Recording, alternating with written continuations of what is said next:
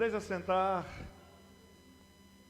Abra sua Bíblia no Evangelho de Lucas, capítulo 12. Hoje nós estamos reunidos para celebrar, para adorar ao Senhor dos Exércitos, num culto também especial, um culto em homenagem às mamães. E logo mais vamos ter uma homenagem para as mamães, da família Nova Vida. Mas hoje nós queremos dar continuidade a uma série de ministrações que nós começamos baseado nas parábolas de Jesus. Quais são as lições das parábolas de Jesus para os nossos dias atuais? Jesus contou essas parábolas há quase 2000 anos atrás. E quais são as lições dessas parábolas hoje? Como aplicar essas lições na minha vida hoje? Então, mesmo nesse culto festivo, nós vamos ministrar essa palavra.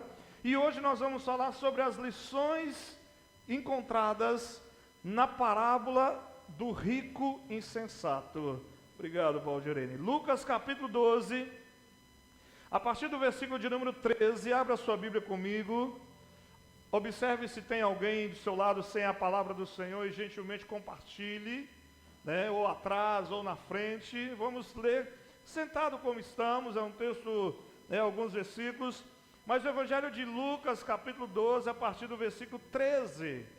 Quem encontrou, declara o seu amor à palavra do Senhor. Lucas, capítulo 12, versículo 13. Nesse ponto, um homem que estava no meio da multidão disse a Jesus: Mestre, diga a meu irmão que reparta comigo a herança. Mas Jesus lhe respondeu: Homem, quem me nomeou juiz ou repartidor entre vocês? Então lhes recomendou: tenham cuidado e não se deixem dominar por qualquer tipo de avareza, porque a vida de uma pessoa não consiste na abundância dos bens que ela tem. E Jesus lhe contou ainda uma parábola dizendo: o campo de um homem rico produziu com abundância. Então ele começou a pensar: que farei, pois não tenho onde armazenar a minha colheita? Até que disse: já sei, destruirei os meus celeiros, construirei outros maiores, e aí armazenarei todo o meu produto e todos os meus bens. Então direi à minha alma: você tem em depósito muitos bens para muitos anos, descanse, coma, beba e aproveite a vida. Mas Deus lhe disse: louco, esta noite lhe pedirão a sua alma. E o que você tem preparado, para quem será? Assim é o que ajunta tesouros para si mesmo, mas não é rico para com Deus. Essa história, ela se passa num contexto agropecuário de Israel. Jesus está aqui agora dizendo de algo que aconteceu em um campo de um homem rico. Em outras versões fala homem insensato. Na outras versões mais atualizadas falam um homem rico tolo, Mas não foi sem intenção que o Salvador escolheu esse exemplo de um homem que juntava riquezas de uma forma costumeira, de uma forma legítima, aparentemente inocente. Mas a primeira coisa que faltava àquele homem era um completo contentamento.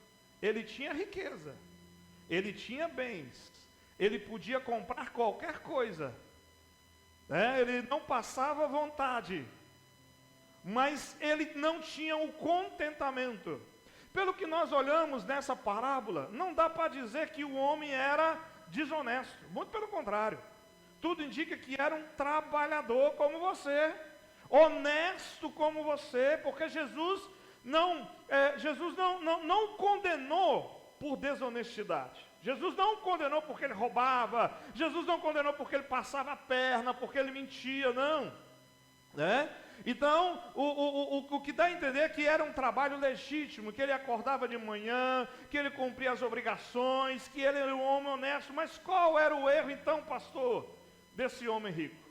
Qual era o erro dele? O erro dele era que tão somente ele fazia a ideia errada do valor da vida eterna.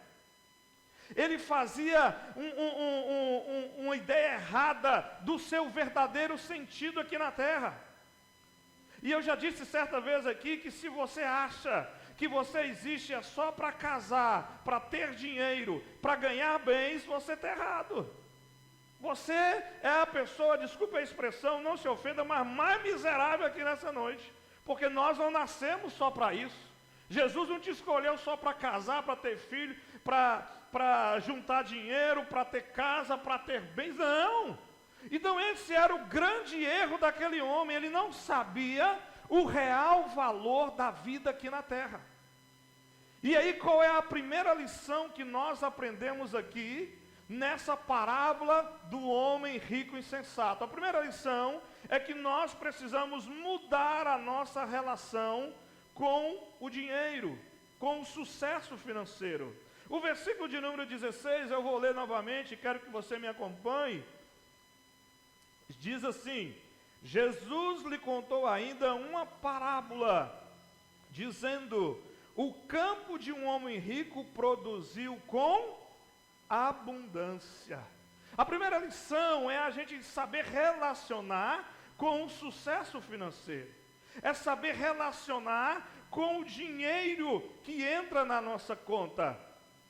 Quantas vezes começamos a trabalhar e logo na primeira semana, sem antes receber o salário, já vamos na loja e compramos um punhado de coisas, não é verdade? Acontece isso? Sim ou não? Já aconteceu com você? Não precisa responder. Antes do dinheiro cair na conta já está devendo, na hora que recebe, misericórdia, né? Não vai dar para fazer nada, porque é só pegar e entregar, né? Então nós precisamos aprender a nos relacionar com o dinheiro. O escritor de Provérbios, lá no capítulo 8, verso 18 e 19, diz assim, Provérbios 8, versículo 8 e 19, diz assim: comigo estão as riquezas e honra, prosperidade e justiças duradouras. Meu fruto é melhor do que o ouro puro. O que ofereço é superior à prata escolhida. Deus usou o autor, Deus usou aqui, Salomão, para dizer que as riquezas que ele tem são infinitamente superiores ao ouro, que era o material mais nobre que se conhecia daquela época. Então, Deus, ele nos permite amadurecer para a gente administrar bem as bênçãos. Muitas das vezes as bênçãos escorrem pelas mãos porque a gente não sabe administrar aquilo que Deus põe nas nossas mãos. E aí então o Senhor, ele vai permitir que a gente amadureça. E para amadurecer a gente tem que sofrer quedas, a gente tem que passar por dificuldades para que haja um amadurecimento. É o processo, como se fala ultimamente, existe um processo. Então, o sucesso financeiro expõe o que nós trazemos dentro. O sucesso financeiro seu, o que você consegue comprar, o que você consegue realizar, expõe o que você é lá dentro, o que você tem lá dentro. Se nós não amadurecermos, juntamente com a evolução das nossas finanças, provavelmente nós perdemos o coração.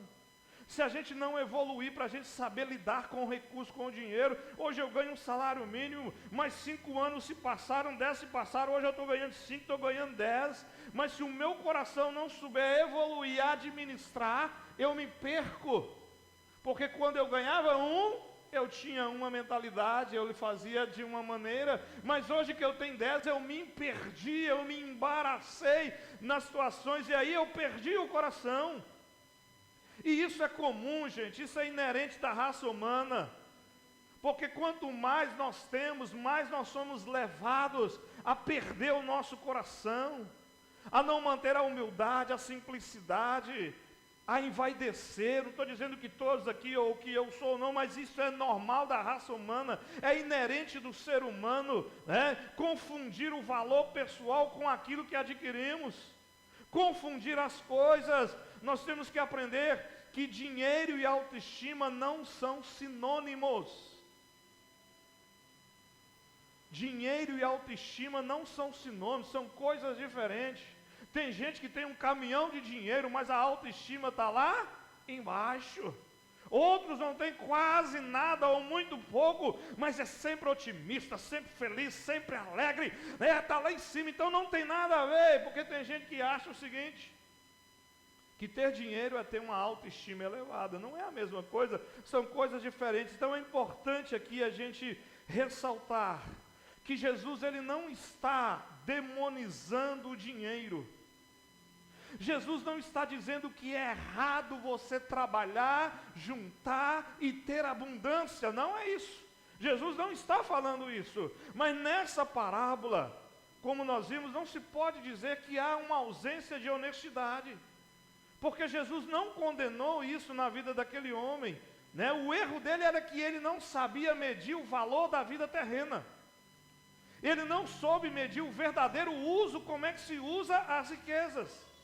E por conta da bênção de Deus, ele havia enriquecido. É isso? Se você trabalhar, se você estudar, se você se dedicar, se você for honesto, se você saber aproveitar as oportunidades, se você romper com as misérias, romper com os traumas, se você romper com as maldições que nós herdamos de família, se você quebrar paradigmas, se você for uma pessoa que busca as oportunidades, você vai se dar bem. Você vai melhorar de vida, você vai conquistar coisas, você vai, então assim, aquele homem, Deus, ele foi abençoado, né? E por conta da bênção ele enriqueceu, né? Mas só que aquilo que poderia ser algo abençoador para ele, ele não sabia como usar, ele não sabia como administrar.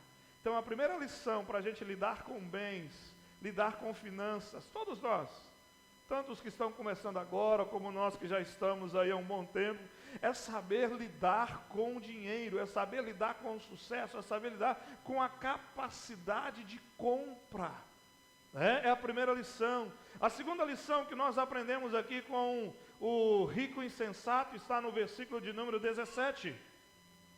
Eu gostaria que você também me acompanhasse, verso 17 e 18. Senhor, eu amo a tua palavra.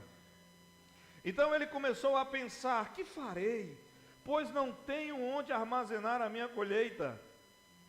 Até que disse: já sei, destruirei os meus celeiros, construirei outros maiores, e aí armazenarei todo o meu produto e todos os meus bens. A segunda lição que eu aprendo aqui, que Jesus quer nos ensinar: use seus recursos para servir e transformar realidades. Use os seus recursos para transformar e para servir, para mudar realidades, quer seja de pessoas, quer seja de lugares. Sirva, use os seus recursos para servir. O apóstolo Paulo, escrevendo a sua segunda carta aos Coríntios, no capítulo 8, abra a sua Bíblia aí comigo, segunda carta de Paulo aos Coríntios, capítulo 8, versículo de número 9, Paulo vai falar sobre algo interessante, algo importante na questão do servir. Segunda carta aos Coríntios, capítulo 8, versículo 9, ele diz assim: pois vocês conhecem a graça do nosso Senhor Jesus Cristo. Ele está escrevendo para uma igreja, ele está escrevendo para cristãos, ele está escrevendo para mim e está escrevendo para você. E ele está dizendo: vocês conhecem a graça do nosso Senhor Jesus Cristo. Sendo rico, se fez pobre por amor de vocês. Deixou a sua glória, a toda a riqueza que ele tinha, e veio à terra, se fez pobre por nós. Para quê? Para que por meio da sua pobreza nos tornássemos pobres. Amém ou não amém? Misericórdia. Porque está escrito na Bíblia assim: porque por causa da sua pobreza, para que vos tornássemos, fala, gente, vocês têm até medo de falar a palavra rico? Rico.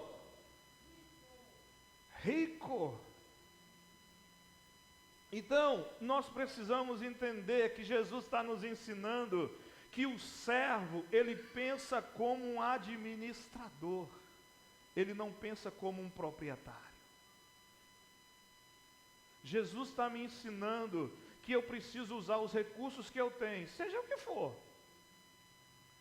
para servir e para transformar realidades. Porque o servo é aquele que está consciente de que todas as coisas pertencem a quem? A Deus. O proprietário acha que todas as coisas pertencem a ele. O servo, ele entende que todas as coisas pertencem ao Senhor. Nós vivemos numa micro-região onde é comum um agronegócio. A gente sabe de pessoas, conhece pessoas que têm muitas e muitas terras, vários alqueires de terra. Eu dei aula para um irmão uma vez, num seminário teológico, e ele trabalhava numa empresa têxtil, e eu gostava muito da expressão que ele usava, né? Todas as vezes que alguém comentava, conversava na sala de aula, e dizia assim: o irmão fulano tem uma casa na praia. E aí ele dizia assim: não, eu sou apenas fiel depositário do Senhor. Eu apenas sirvo, não é meu, é do Senhor. Então, quando nós olhamos na Bíblia, o administrador era o servo. Ele era o encarregado de gerenciar uma propriedade. Você quer ver um exemplo que todos nós conhecemos de um administrador, de um servo? José. José foi um servo. Lá no Egito ele foi levado para gerenciar a casa de Potifar. Ele cuidava de todos os negócios de Potifar. Ele cuidava da comida, ele cuidava das roupas, ele cuidava de tudo. Ele administrava, ele era o servo administrador. Ele era o dono? Não. Ele era o proprietário? Não, ele era apenas o servo. E por causa da visão que ele tinha de servir para abençoar e não para si próprio, quando ele vai para a prisão, o carcereiro descobre que ele é um bom servo. E o carcereiro coloca ele para ajudar a administrar a prisão. Para ser um administrador das celas, um administrador. E logo depois, quando ele sai do cárcere, Faraó coloca ele para administrar toda uma nação, todo um país. Você consegue entender como é que Deus age? Você consegue compreender como é que Deus faz? Eu quero logo gerenciar, eu quero logo ter, eu quero logo conquistar. Mas a gente começa gerenciando coisas pequenas. Começo gerenciando o meu salário. Começo servindo, gerenciando a minha casa. É assim que funciona. Então, nós vemos que serviço e administração caminham juntos. Caminham juntos. E Deus espera que nós sejamos dignos de confiança das duas coisas. Quando Deus deposita na sua mão o dinheiro que você tem, os bens que você tem, Deus deseja que você seja um bom servo e que você seja também um bom administrador. Tem gente que é excelente administrador, mas não sabe servir, não sabe colocar o dinheiro, o recurso à disposição para transformar vidas, para abençoar vidas. Se eu pudesse um dia conversar com quem tem dinheiro, muito dinheiro, né? Porque eu sei que eu estou conversando aqui com gente que tem dinheiro, né? Mas que tem mais do que vocês. Eu ia dizer para eles: vocês querem transformar pessoas? Vocês querem servir pessoas? Pegue 10 famílias e diga para elas assim: durante 10 anos, eu vou investir na vida de vocês 5 salários mínimos durante 10 anos, para que vocês possam mudar a realidade, para que esses meninos possam estudar, que esses meninos possam ter uma profissão, que esses meninos possam romper o grau de instrução que os pais não tiveram, que esses meninos possam ter uma faculdade, que esses meninos possam trabalhar, que esses meninos possam, que vocês possam construir alguma coisa. É investir para mudar realidade, para servir, para mudar realidade. Então Deus espera. E aí eu te pergunto para a sua análise, porque nós estamos aprendendo aqui as lições do jovem, ou melhor dizendo, do rico e sensato. Como você está lidando com os recursos que Deus lhe confiou? Como você administra o dinheiro que cai na sua mão? Pastor, é tão pouquinho que eu não sei, na hora que ele entra já saiu, né? Como você administra o recurso que Deus te deu? Você, mulher, como administra o recurso na sua casa? Como é que você administra o recurso que chega na sua casa? Você é uma boa administradora? Ou você é uma gastadeira? Que não pode ver um mascate na porta que está comprando, que o cartão de crédito passa à torta e à direita. Eu voltei lá atrás, na época dos mascates. Acho que hoje tem mais isso, né? Mas tem ainda, né? Vendo na promissória ainda, né? Então, mas antigamente tinha os mascates. Passava, compra, daqui a 30 dias você paga 60 dias, né? O fundador da Casas Bahia, né, que já faleceu, o Samuel Clan, quando ele chegou no Brasil, ele iniciou vendendo de porta em porta. Diz a biografia dele que ele chegou fugindo da Segunda Guerra Mundial. E aqui ele chegou com $6.000. Ele comprou uma casa financiada pelo antigo BNH, comprou um burro com a carroça e colocou mercadoria e foi vender de porta em porta. E se tornou uma das maiores redes que tem, acho que, não sei se ainda tem ou se já vendeu, né? As Casas Bahia. Então, como você lida com os recursos, né? Para que eu e você nos tornemos um verdadeiro servo, nós temos que resolver a questão do dinheiro na nossa vida. Jesus, ele disse assim, nesse mesmo Evangelho de Lucas, só que no capítulo 16, versículo de número 13, acompanhe comigo essa leitura, depois a gente volta para o capítulo 12. Lucas capítulo 16, versículo 13 diz assim: nenhum servo pode servir a dois senhores. Vocês não podem servir a Deus e ao dinheiro.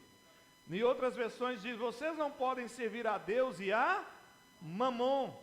Observe aqui comigo, presta atenção aqui. Jesus, ele não disse assim, vocês não devem.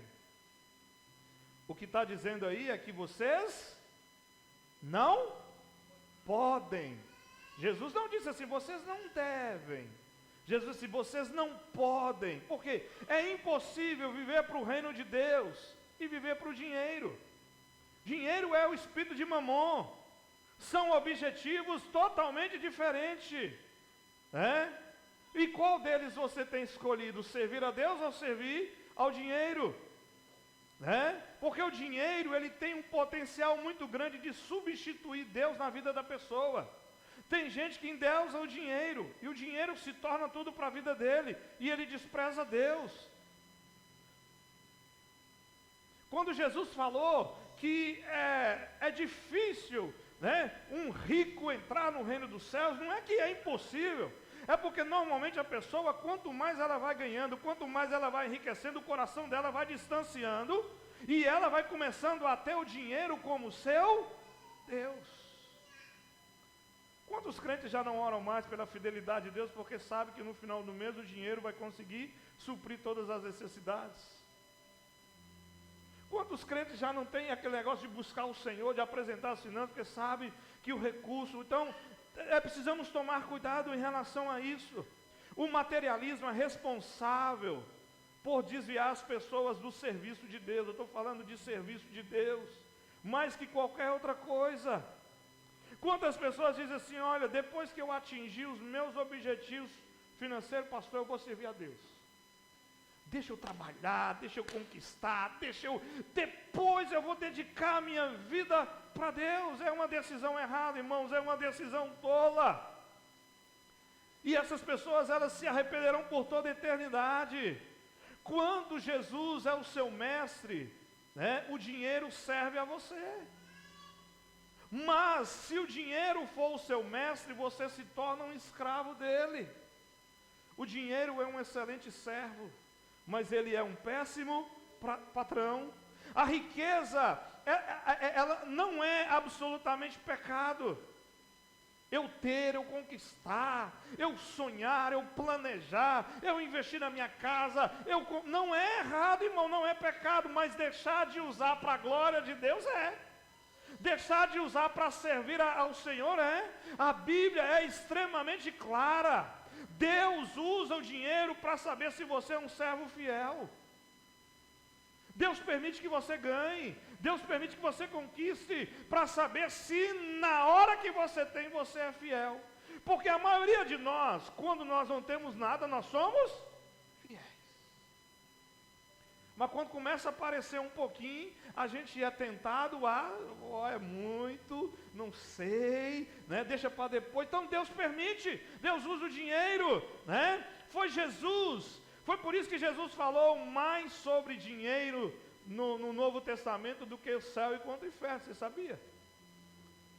Jesus falou mais sobre dinheiro no Novo Testamento, na Bíblia, do que sobre o céu e sobre o inferno. Lucas 16:11 diz assim: assim, se vocês não forem dignos de confiança em lidar com as riquezas deste mundo ímpio, quem confiará as verdadeiras riquezas a vocês?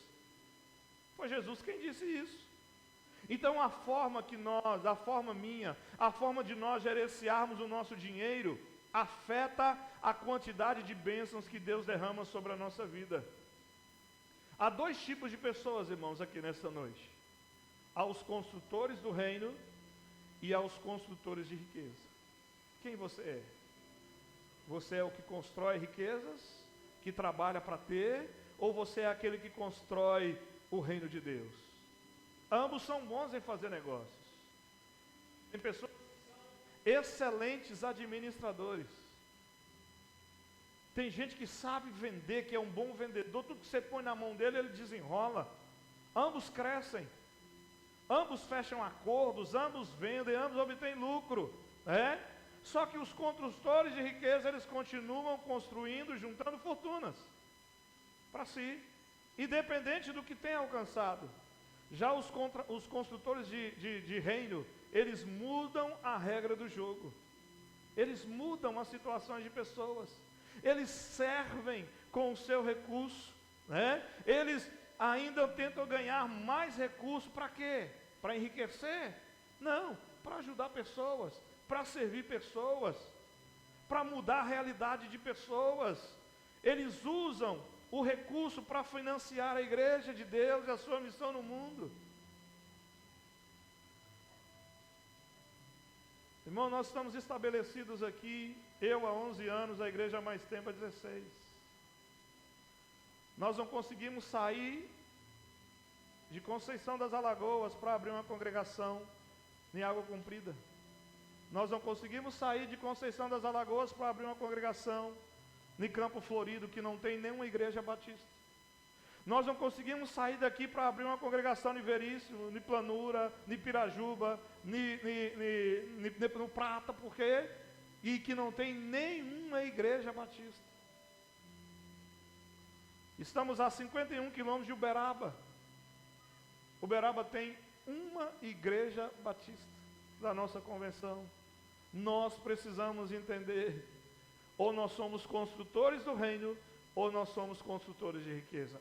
A terceira lição que eu destaco para você nessa noite, que nós aprendemos aqui na lição do rico insensato, é que precisamos encontrar a satisfação plena somente em Jesus. Ter dinheiro é bom, irmãos. É bom ou não é? Pô, se você não quer, então manda para cá. Eu estou perguntando, é bom ter dinheiro, gente? Ou você não gosta de ter dinheiro? Gente de Deus, misericórdia. Se você não gosta, olha o Pix aí, ó. Vai fazer o Pix aí e manda para a igreja. É bom, não. Mas a gente precisa entender que a nossa satisfação não está no recurso. Não está na casa boa que você tem, na cama boa que você dorme. A satisfação não está nisso. Olha o versículo de número 19. Então, Lucas 12, 19. Então direi à minha alma: você tem em depósito muitos bens para muitos anos. Descanse, coma, beba e aproveite a vida. E aí o apóstolo Paulo vai nos dizer um texto que nós conhecemos de 1 Timóteo, capítulo 6. Gostaria que você abrisse a sua Bíblia comigo. O Adriel vai projetar aqui. 1 Timóteo, capítulo 6, versículo 6, do 6 ao 10. Abra a sua Bíblia comigo para acompanhar comigo essa leitura.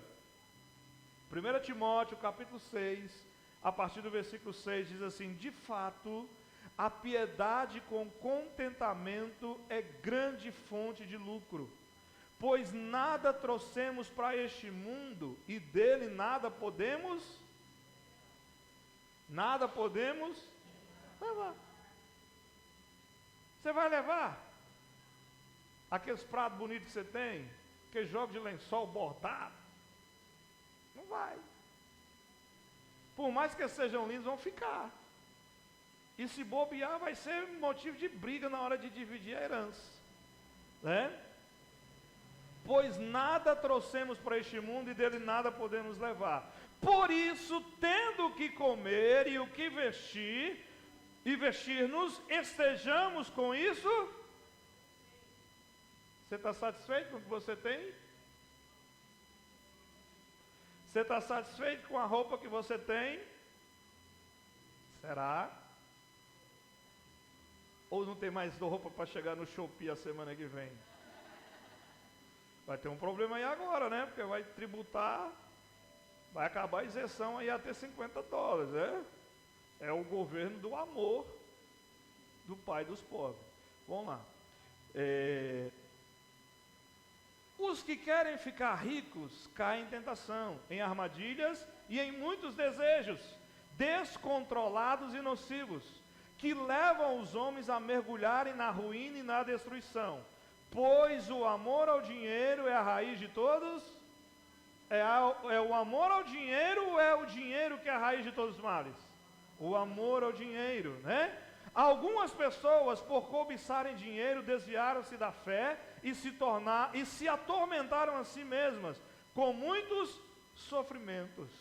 Então, quando o apóstolo Paulo fala aqui de contentamento, ele está dizendo isso aí, que contentamento é uma condição de vida ideal, é uma sensação de estar suprido em tudo.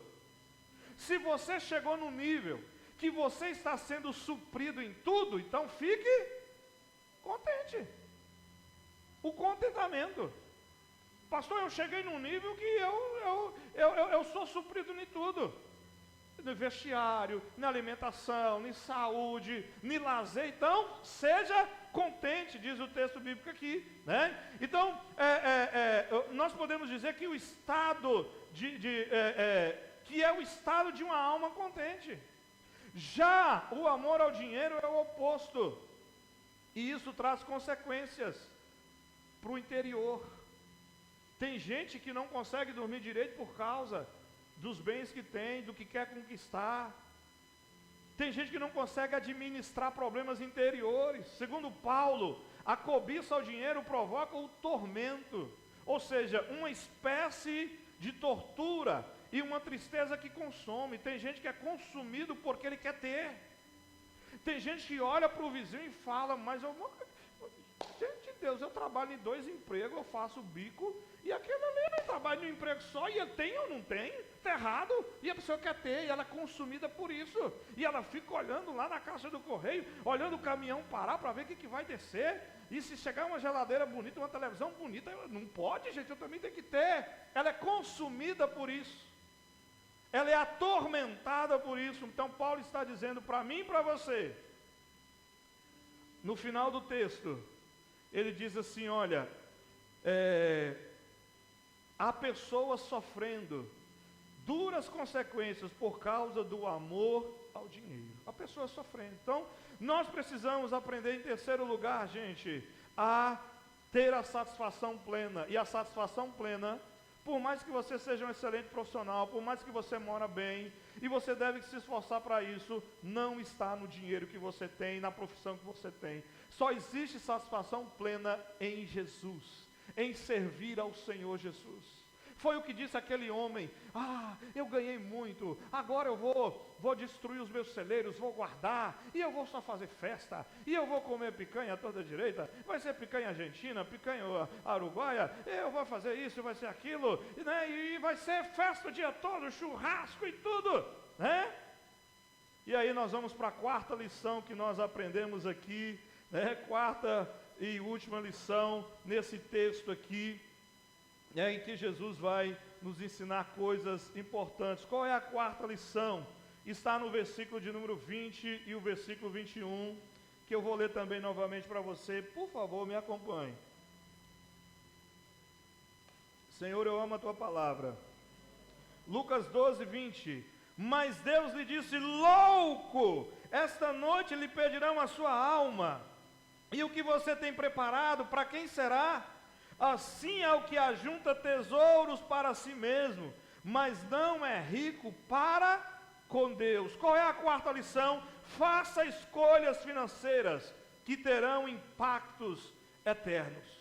Jesus está nos ensinando, Ele está nos ensinando é que quem coloca a sua segurança nas suas riquezas deste mundo é uma pessoa que não está pensando corretamente. É uma pessoa que ela é insensata. Daí vem o título da parábola, o rico insensato. Ou nas versões mais atuais, o rico tolo. Tem um ditado popular, um provérbio popular, não sei se você já ouviu, que diz assim: o que guardei, perdi. O que gastei, eu tive. O que doei, eu tenho. Já ouviu esse ditado? É um provérbio popular. Você pode dar sem amor, mas você não pode amar sem doar. Você pode dar sem amar, mas você não pode amar sem doar. Eu amo,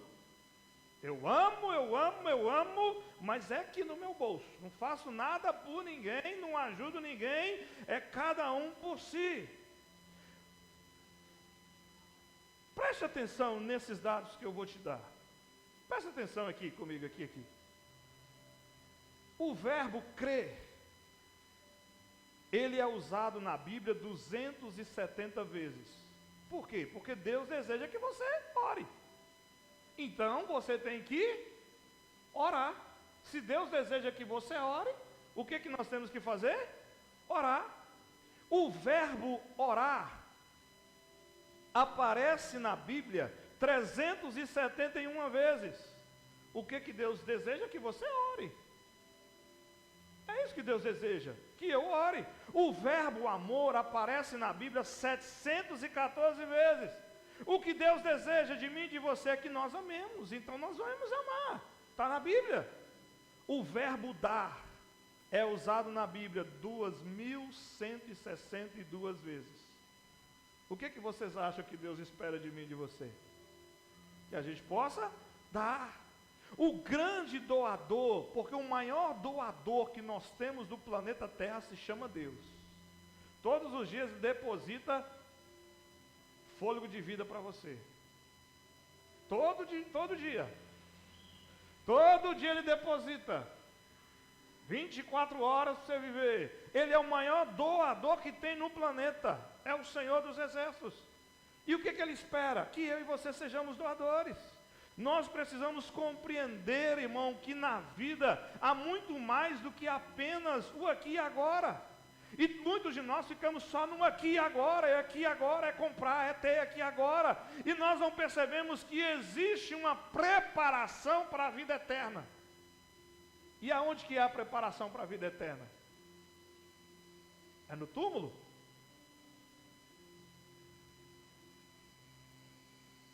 A preparação é aqui, irmãos.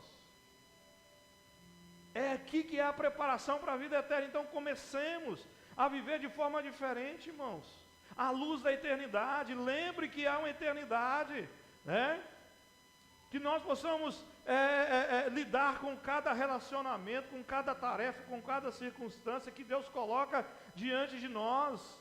À luz da eternidade os valores mudam. O que para nós aqui vale muito, lá na eternidade, não vale nada. Nada, vezes nada. Então nós devemos utilizar sabiamente os recursos que Deus nos dá. E para isso Deus nos dá habilidade, para isso Deus nos dá capacidade para trabalhar, Deus nos dá inteligência, Deus nos dá disposição, Deus abre as portas. Então use-se sabiamente, né, o dinheiro, use o tempo, né, para que você possa dar maior valor às coisas e os relacionamentos. Valorize a vida eterna. As coisas eternas, elas são prioridades. Elas são prioridades. O próprio apóstolo Paulo, ele disse assim em Filipenses capítulo 3, versículo 7: mas o que para mim era lucro, passei a considerar perda por causa de Cristo. Irmãos, o meu depósito para a eternidade, o seu depósito para a eternidade começa aqui. Começa aqui na terra. É aqui que nós começamos a juntar para a vida eterna. Quando a sua ficha vai ser chamada, eu não sei. Quando a minha vai ser chamada, eu também não sei. Mas eu sei que um dia nós vamos para a eternidade. Eu vou, e você? Né? Então, deposite, cuide das suas finanças como um bom servo administrador. Não cuide do que Deus te deu só como um administrador. É meu. Tudo é meu. Não, cuide como um servo e como um administrador. Um homem chamado Robert Morris, ele diz o seguinte: os bons mordomos gastam com sabedoria, economizam com esforço e dão com generosidade. O diabo, ele existe? Existe. E ele quer adoecer a sua relação com as finanças. Ele quer adoecer porque ele sabe que o dinheiro nas mãos certas e com as motivações certas transforma a circunstância. Transforma. Então a morte, ela é um acontecimento, mas a vida é uma decisão. Escolha a vida. Deus escolheu o que você está vivendo hoje. Tem muita gente hoje que morreu, porque Deus disse: não vai viver mais, acabou. Mas Deus escolheu a vida. Escolha a vida. Escolha viver, escolha servir, né? Você não foi colocado aqui na terra para ser lembrado. Aqui já, fulano de tal, foi tão bonzinho. Era tão bom, distribuía bala para os meninos, no Natal dava brinquedo. Não. Nós somos colocados aqui para se preparar para a eternidade ao lado de Deus. E existe uma eternidade ao lado de Deus. Ou ela é com Deus, ou ela é fora da presença de Deus. O que você escolhe? Então você foi colocado aqui para preparar a sua eternidade para subir para os céus. E finalizando essa palavra, nós precisamos entender duas grandes questões que Deus coloca para mim e para você nessa noite. O que você fez com o Filho de Deus na sua vida? Vai chegar um dia que Deus vai te perguntar: e aí, o que você fez com o meu filho? E a outra questão é: o que você fez com o que eu lhe dei? O dia que chegarmos diante do Senhor, o Senhor vai perguntar: e aí, como foi o seu relacionamento com o meu filho Jesus? O que você fez dele na sua vida? E a outra pergunta é: o que você fez com o recurso que eu te dei? O que você fez com aquela profissão que eu te dei? Com aquela habilidade que eu te dei? São duas questões. Em outras palavras, cito a frase de um folheto evangelístico que a gente já usou há muito tempo: onde e com quem você passará a eternidade? Aonde você quer passar a eternidade? E com quem você quer passar a eternidade? Vamos colocar de pé, fecha a sua Bíblia, e nós vamos ter um tempo de oração na presença do Senhor Jesus. Se coloque de pé, por gentileza. Feche seus olhos, curve a sua cabeça para a gente orar. E eu vou te dar um tempo para você colocar e orar, diante dessa palavra que foi ministrada, as lições do rico insensato. Como eu estou lidando? Aonde eu vou passar a minha eternidade? Com quem que eu vou passar a minha eternidade? Como eu estou lidando com o dinheiro? E quando eu falo recurso, irmão, não é você que ganha muito bem, é todos. É a mesada que você ganha, é o dinheirinho pequeno que você ganha que trabalha, é o dia suado que você ganha no final do mês. Você tem sido um servo e administrador, ou você tem sido só um administrador? Ore ao Senhor agora pela sua vida. Esse é o tempo que eu quero deixar para que você ore. E apresente, fale com Deus agora. Como você tem lidado com aquilo que Deus tem te entregado, com aquilo que Deus tem colocado nas suas mãos? Eu estou com canção do Apocalipse na cabeça, mas Como você tem lidado com isso? não sei. Ore ao Senhor dos Exércitos. Fale com Deus agora. Esse é um tempo de orar, de falar. Todas as vezes que nós recebemos uma palavra, nós recebemos ela de uma forma que o coração tem que estar aberto, para que possa haver mudança, possa haver transformação.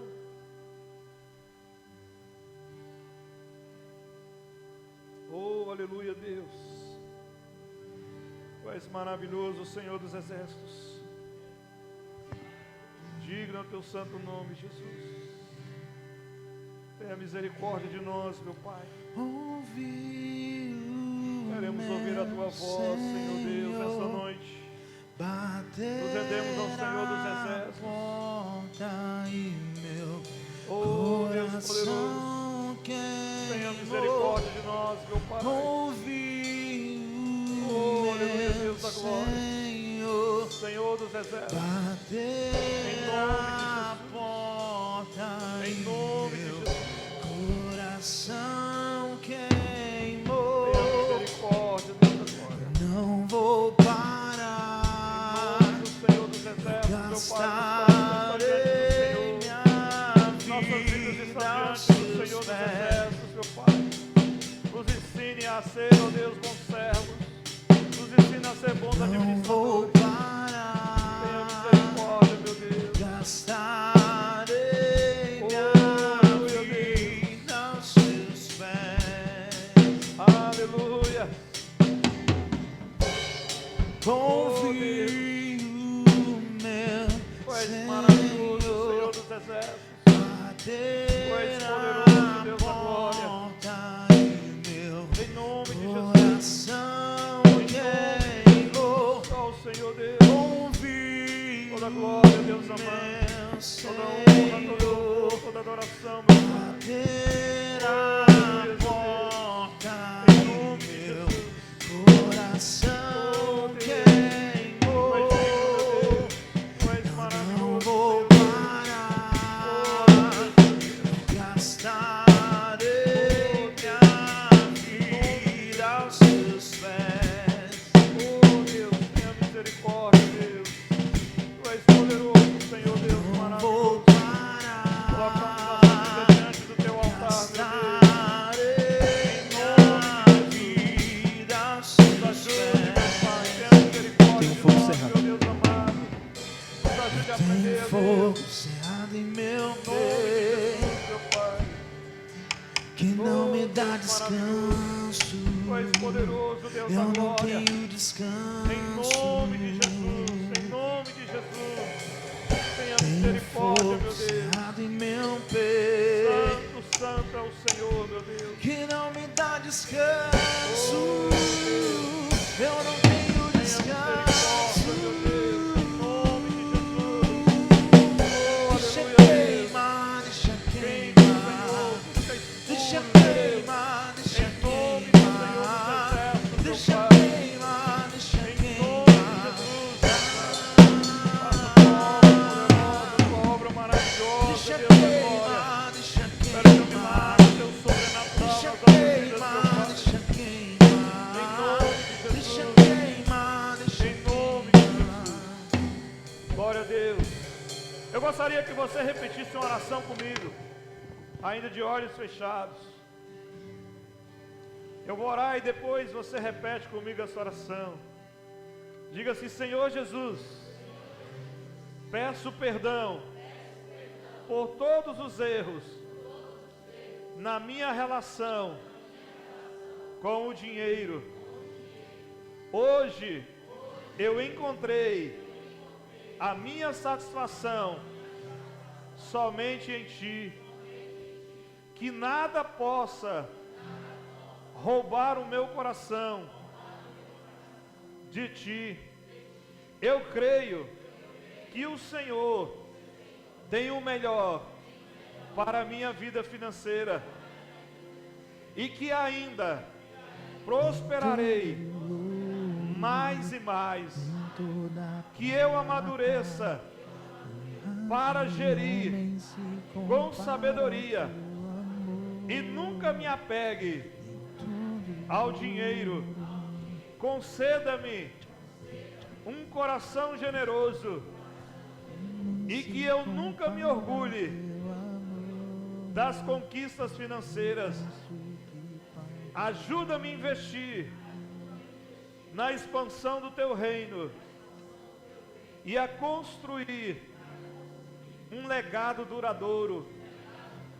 Que a ansiedade não roube a minha paz e que eu caminhe na sua segurança e provisão todos os dias da minha vida.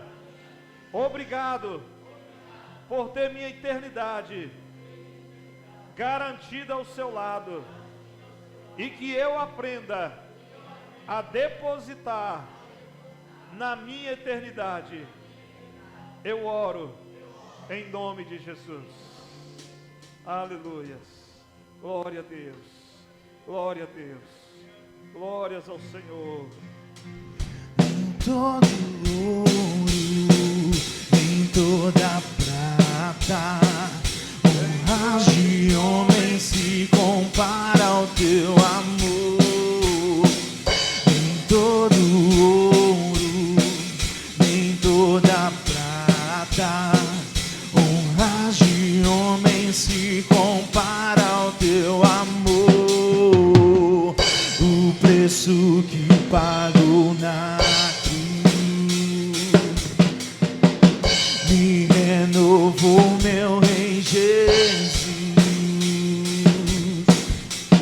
porque a gratidão faz bem ao coração.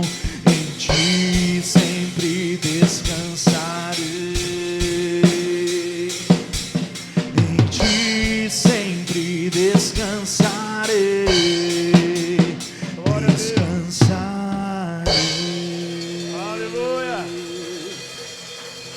Abra sua Bíblia comigo. Eu quero ler o último texto nessa noite. Romanos capítulo 13, a partir do versículo 21. Romanos capítulo 3, Romanos capítulo 3, versículo de número 21.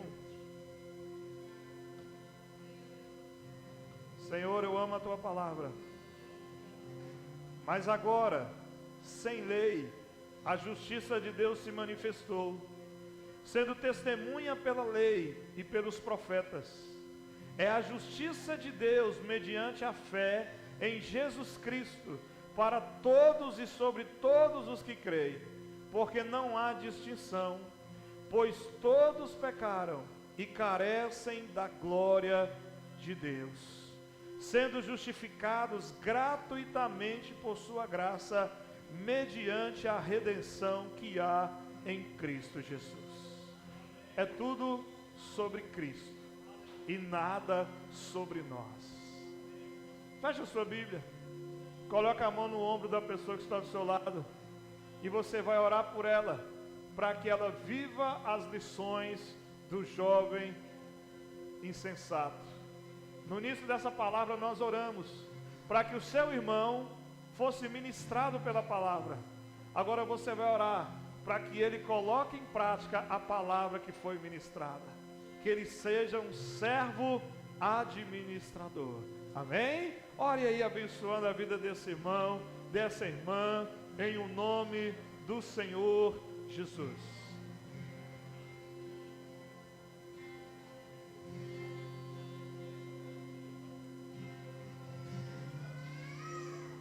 Glória a Deus. Tu és maravilhoso, Senhor. Em nome de Jesus. Só o Senhor dos Exércitos. Tu és poderoso, Senhor. Abençoe esse irmão, abençoe a minha vida. Possamos colocar em prática a tua palavra. Oh, aleluias, meu Deus. Em nome do Senhor dos Exércitos. Em nome de Jesus. Oh, aleluia, Deus. Oh, em nome do Senhor Deus, em nome de Jesus, Tenha misericórdia, Deus. Tenha misericórdia, Deus poderoso.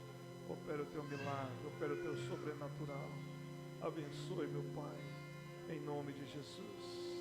Que o Senhor abençoe nosso povo, nossa igreja, as nossas vidas, em o nome do Senhor Jesus. Glória a Deus. Glória a Deus. Amém? Diga para 3 pessoas, shalom, abençoe a vida dele aí, abençoe a vida dela.